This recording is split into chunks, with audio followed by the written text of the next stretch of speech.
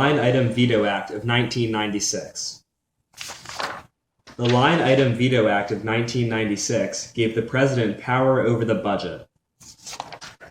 For example, if a president liked a bill with pork barrel legislation that would spend money on a bridge in New York, he could veto just that earmark to reduce wasteful spending.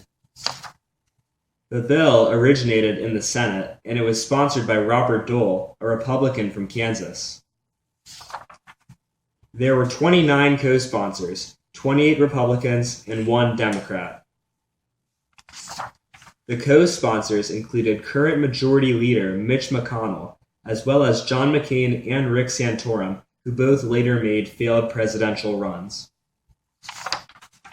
The bill was then referred to the Senate Committee on Budget and the Senate Committee on Governmental Affairs in early January. The Budget Committee reported the bill back to Congress in late February of that year. And the Committee on Governmental Affairs took even longer and reported it in early March. Then, the bill went to floor debate in the Senate. During floor debate, Senators Byrd, a Democrat of West Virginia, and Hatfield, a Republican of Oregon, led the filibuster in hopes of delaying the vote. Dole, the main sponsor of the bill, managed to find the 60 votes needed to invoke cloture. Of the 63 amendments that were proposed for the bill, only 8 were agreed on. The one major amendment of the 8 provided for separate presentation of direct spending and tax benefits to the president for veto. To get the 60 votes, Dole allowed this amendment to be added.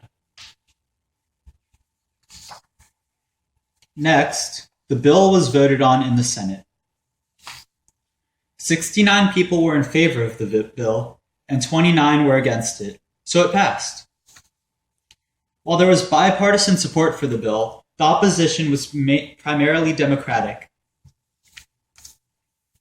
Then, the bill was easily agreed upon in the House without much objection. After the conference committee, the Senate passed the revised bill in a 69-31 vote.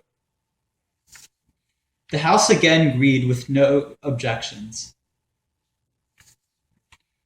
So the report was sent back to the president. And it was signed into law on April 9, 1996. In his signing statement, Clinton said he was, quote, very pleased to sign this bill into law.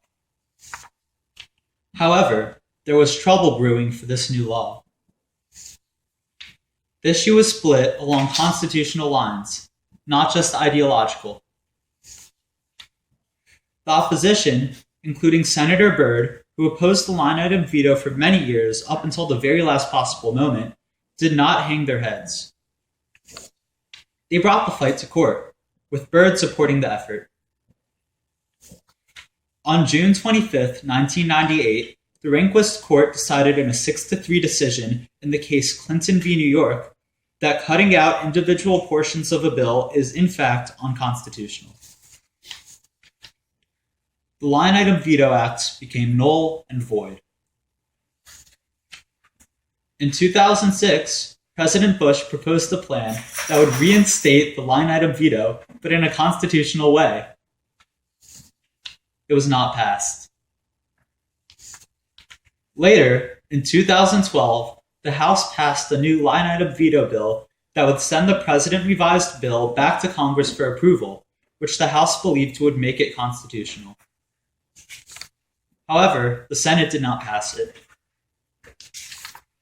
All in all, the Line Item Veto Act of 1996 managed to clarify the constitutional boundaries of the president's power despite having been a law for only 2 years.